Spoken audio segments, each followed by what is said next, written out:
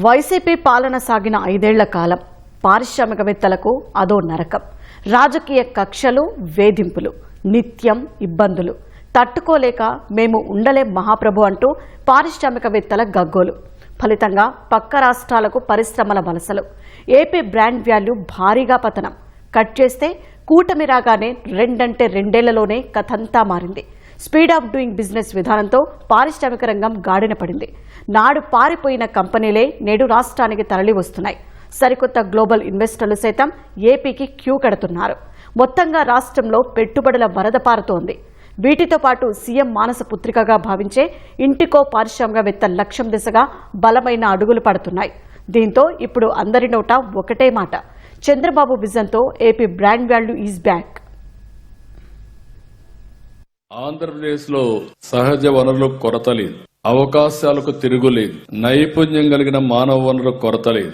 వీటిని సద్వినియోగం చేసుకునేలా పాలసీలు కూడా తీసుకొచ్చాం. పోర్ట్లు, ఎయిర్పోర్ట్లు, హైవేలు, రైల్వే లాంటి లాజిస్టిక్స్ సమకూరుస్తున్నాం. నీళ్లున్నాయి, కరెంట్ ఉంది. అవసరమైన అన్ని వనరులు కూడా ఎవరైనా ప్రారంభించాలంటే అతి తొందరలో మీకు అందజేసే విధంగా ఈ ప్రభుత్వం సౌకర్యాలు కల్పిస్తామని చెప్పి కూడా మరొక్కసారి మీ అందరికీ తెలియజేస్తున్నా. ఏపీ నుంచి 100 యూనికార్న్ సంస్థలు ఏర్పాటు చేయాలనే లక్ష్యంగా ఈ రోజు ఈ ప్రభుత్వం ముందుకు పోతా ఉంది. సంస్కరణలతో రాష్ట్రానికి పెట్టుబడులు పెద్ద ఎత్తున వస్తున్నాయి. 23 లక్షల కోట్ల రూపాయలు, 23 లక్షల మందికి ఉద్యోగాలు తీసుకొచ్చిన ఘనత ఒక్క ఎన్డీఏ ప్రభుత్వానికే దక్కింది. అంటే నెలకు లక్ష ఉద్యోగాలకు శ్రీకారం చుట్టాం. విన్నారుగా సీఎం మాటలు. ఇది ఎన్డీఏ సర్కార్ కమిట్మెంట్ కు నిదర్శనం. 20 లక్షల ఉద్యోగాలు ఇస్తామన్న మాట నిలబెట్టుకునేందుకు వచ్చిన ప్రతి అవకాశాన్ని అందిపుచ్చుకుంటున్నారు. ఇంటికో పారిశ్రామికవేత్తను చేసేందుకు నిరంతరం కృషి చేస్తున్నారు. ఫలితంగా రాష్ట్రాన్ని ఉద్యోగాంధ్రగా మార్చేందుకు అడుగులు వేస్తున్నారు. పరిశ్రమలు రావాలంటే అనువైన వాతావరణం ఉండాలి. నిర్ణయాల్లో వేగం, సానుకూల దృక్పథం కావాలి. ఆకర్షణీయమైన విధానాలు అవసరం. వీటితో పాటు స్నేహపూర్వక పరిస్థితులు ఉండాలి. గత వైసీపీ హయాంలో ఇవన్నీ మిస్ అయ్యాయి. ఫలితంగా పరిశ్రమలు రాష్ట్రానికి వచ్చేందుకు ససేమిరా అన్నాయి. కానీ కూటమి సర్కారు ఏర్పడిన 2 ఏళ్లలోనే పారిశ్రామిక ముఖచిత్రం మారింది. పటిష్టమైన పాలసీ ఫ్రేమ్వర్క్, పెట్టుబడిదారులకు అనువైన వాతావరణంతో తయారీ రంగం, మౌలిక సదుపాయాల ఆధారిత పెట్టుబడులను ఆకర్షించడంలో దేశంలోనే ఏపీ అగ్రగామిగా నిలిచింది. పారిశ్రామిక ప్రగతిని ప్రోత్సహించేలా స్పీడ్ ఆఫ్ డూయింగ్ బిజినెస్ విధానంలో అనుమతులు పెట్టుబడుల్లో వేగాన్ని పెంచాయి. 2024 జూన్ నుంచి 2 ఏళ్ల వ్యవధిలోనే వివిధ సంస్థలతో సుమారు 21.64 లక్షల కోట్ల పెట్టుబడులకు సంబంధించి ప్రభుత్వం ఒప్పందాలు కుదుర్చుకుంది. వాటి ద్వారా సుమారు 23 లక్షల ఉద్యోగాలు లభించనున్నాయి. దేశానికి వచ్చిన విదేశీ ప్రత్యక్ష పెట్టుబడుల్లో 25.3% రాష్ట్రానికి రావడం ఏపీ బ్రాండ్ వాల్యూకు నిదర్శనం. మరోవైపు దేశంలో ఎక్కడా లేని విధంగా ప్రతి నియోజకవర్గానికి 1 చొప్పున 175 ఎంఎస్ఎంఈ పార్కులను ప్రభుత్వం అభివృద్ధి చేస్తోంది.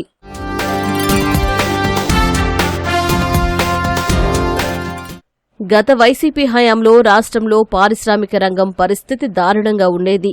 పారిశ్రామికవేత్తల వేధింపులకు మన రాష్ట్రాన్ని బ్రాండ్ వాల్యూగా మార్చేశారు. కొత్త పెట్టుబడుల మాట అటుంచితే గత టీడీపీ సర్కార్ వివిధ సంస్థలతో కుదుర్చుకున్న ఎంఓయూలు, వాటికి కేటాయించిన భూముల సమీక్ష పేరుతో ఇబ్బందులు పెట్టారు. పరిశ్రమల కోసం కేటాయించిన భూములు వెనక్కి లాక్కుని రాష్ట్రం నుంచి వెళ్లే వరకు వెంటాడారు. పారిశ్రామికవేత్తలపై రాజకీయ కక్షలకు పాల్పడ్డారు. దీంతో రాష్ట్రం వైపు చూడాలంటేనే పెట్టుబడిదారులు హడలెత్తిపోయారు. పాలన వికేంద్రీకరణ పేరుతో అమరావతిని ధ్వంసం చేయడం వంటి చర్యలు పెట్టుబడిదారులను భయాందోళనకు గురిచేసింది. 2014-19 మధ్య అప్పటి టీడీపీ ప్రభుత్వంతో ఒప్పందాలు కుదుర్చుకున్న Asia Paper and Pulp, Jockey Industries, Lulu Group, Reliance Industries, Franklin Templeton, Adani Data Centre, Amar Raja Batteries వంటి సంస్థలు జగన్ తీరుతో పెట్టుబడుల ప్రతిపాదనలను ఉపసంహరించాయి. దేశ విదేశాల్లో అవుట్ రీచ్లు నిర్వహించిన, ఎక్స్పోలలో ప్రత్యేక స్టాళ్లు ఏర్పాటు చేసిన ఎవరూ రాష్ట్రం వైపు కన్నెత్తి చూడలేదు. మరోవైపు 5 ఏళ్లలో వైసీపీ ఒకే ఒక్క పెట్టుబడుల సదస్సు నిర్వహించింది. 2023 మార్చిలో విశాఖలో జరిగిన ఈ సదస్సులో 388 మంది పెట్టుబడిదారులతో 13.12 లక్షల కోట్ల పెట్టుబడులకు సంబంధించి ఒప్పందాలు కుదుర్చుకుంది. వాటిని గ్రౌండింగ్ చేయడంపై మాత్రం దృష్టి పెట్టలేదు. విదేశీ పెట్టుబడులు ఆకర్షించడంలో పెద్ద రాష్ట్రాలతో పోటీపడే రాష్ట్రాన్ని 2019 అక్టోబర్ నుంచి 2023 సెప్టెంబర్ మధ్య 13వ స్థానానికి పడిపోయేలా చేశారు. దావోస్ వెళ్లినా రాష్ట్రంలో పెట్టుబడులు పెట్టడానికి వచ్చేవారు లేక చివరకు దేశీయ కంపెనీలు అదానీ, అరబిందో, గ్రీన్కో వంటి సంస్థలతో ఒప్పందాలు కుదుర్చుకుని దావోస్ నుంచి తెచ్చిన పెట్టుబడులుగా చెప్పుకోవలసి వచ్చింది.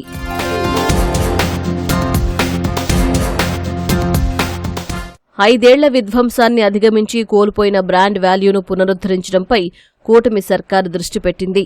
పారిశ్రామికవేత్తలతో నిరంతరం సంప్రదింపులు, వారి అవసరాలకు అనుగుణంగా నిర్ణయాలు తీసుకోవడం ద్వారా అనువైన వాతావరణాన్ని తీసుకొచ్చింది. ప్రతి ఒప్పందాన్ని గ్రౌండింగ్ చేసేందుకు చర్యలు చేపట్టింది. ఎంఓయూలు పక్కన పడేయకుండా పర్యవేక్షణకు ప్రత్యేక వ్యవస్థ ఏర్పాటు చేసింది. ప్రభుత్వం తరపున అధికారులే పారిశ్రామికవేత్తలతో సంప్రదింపులు జరిపి వారి సమస్యలు పరిష్కరించడానికి ప్రాధాన్యమిచ్చింది. దీంతో భారీ సంస్థలు రాష్ట్రానికి క్యూ కట్టాయి. అమెరికా తర్వాత అతిపెద్ద డేటా సెంటర్ను గూగుల్ విశాఖలో ఏర్పాటు చేస్తోంది. దీన్ని 13 నెలల్లో గ్రౌండింగ్ చేయడం ప్రభుత్వం వేగవంతమైన నిర్ణయాలకు నిదర్శనం. ఆర్సెల్ఆర్ మిత్తల్ ఉక్కు పరిశ్రమ విశాఖ తీసుకురావడంలోనూ వేగవంతమైన నిర్ణయాలే కారణం. పరిశ్రమ ఏర్పాటుకు వీలుగా స్లరీ పైప్లైన్ ఏర్పాటుకు కేంద్రం నుంచి అవసరమైన అనుమతులు వేగంగా సాధించింది. ప్రకాశం జిల్లాలో భారత్ పెట్రోలియం కార్పొరేషన్ 1,00,000 కోట్లతో చమురు శుద్ధి కర్మాగారాన్ని ఏర్పాటు చేసేందుకు ఒప్పందం కుదుర్చుకుంది. కేవలం 36 రోజుల్లోనే పుట్టపర్తిలో 15,000 కోట్లతో యుద్ధ విమానాల ప్రాజెక్టును గ్రౌండింగ్ చేసింది.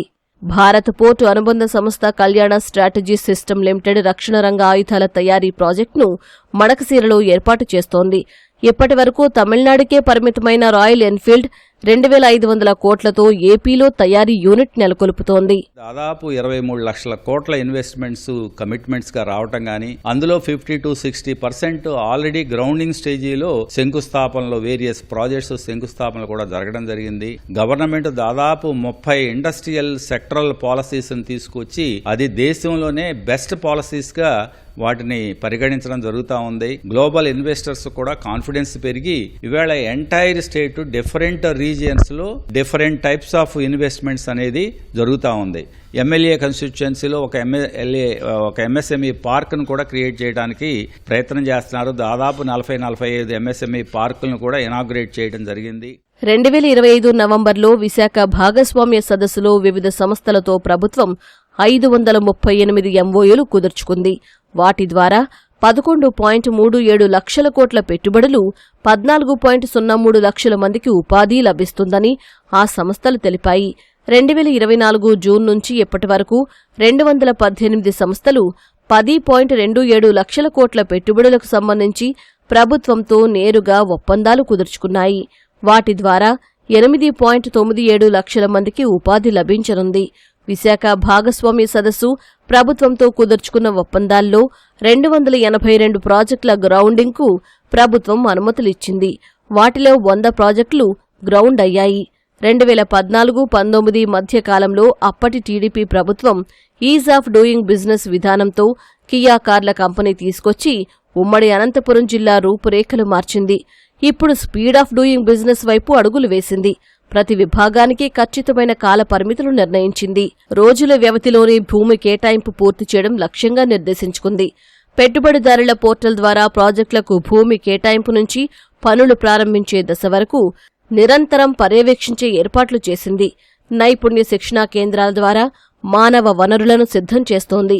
AP industrial development policy, AP MSME entrepreneur development, AP electronics, AP integrated clean energy, IT, GCC, data centre, AP food processing, textile, apparel, garment, maritime, AP drone, AP aerospace, defence, private పార్కులు, drone policy, ఇలా 22 రకాల sectorial పాలసీలను ప్రభుత్వం తీసుకొచ్చింది. దావోస్లో నిర్వహించిన ప్రపంచ దేశాల ఆర్థిక సదస్సులో సీఎం చంద్రబాబు నేతృత్వంలోని ప్రతినిధి బృందం పాల్గొంది. కృత్రిమ మేధ, అడ్వాన్స్డ్ మ్యానుఫ్యాక్చరింగ్, గ్రీన్ ఎనర్జీ రంగాల్లో పెట్టుబడులకు ఏపీ అనుకూలమని పెట్టుబడిదారులకు వివరించాయి. రష్యాలోని మాస్కోలో నిర్వహించిన Saint Petersburg international economic forum సదస్సుకు మంత్రి లోకేష్ నేతృత్వంలో రాష్ట్ర ప్రతినిధి బృందం హాజరైంది. స్పేస్, సెమీకండక్టర్ రంగాల్లో పెట్టుబడులకు ఏపీలో ఉన్న అవకాశాలను ప్రభుత్వం వివరించింది. రాష్ట్రానికి పెట్టుబడుల ఆకర్షణ లక్ష్యంగా యుఏఈ, మధ్యప్రాచ్య దేశాల్లో రోడ్ షోలు నిర్వహించింది.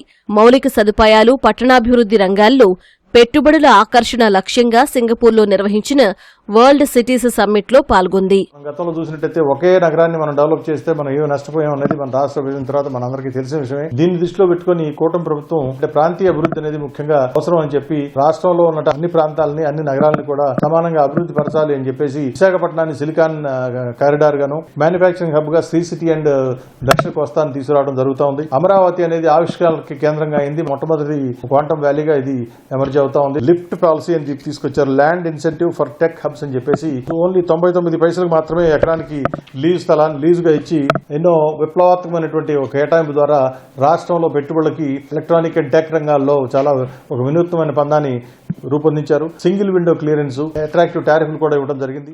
భారీ పెట్టుబడులు వస్తున్నా ఎక్కువ సంఖ్యలో ఉపాధి కల్పించే సూక్ష్మ, చిన్న, మధ్యతరహా పరిశ్రమలను ప్రోత్సహించడంపై దృష్టి సారించాలి. ప్రభుత్వం నిర్దేశించిన ఒక కుటుంబం ఒక పారిశ్రామికవేత్త లక్ష్యం నెరవేర్చడంలో ఎంఎస్ఎంఈలు కీలకం.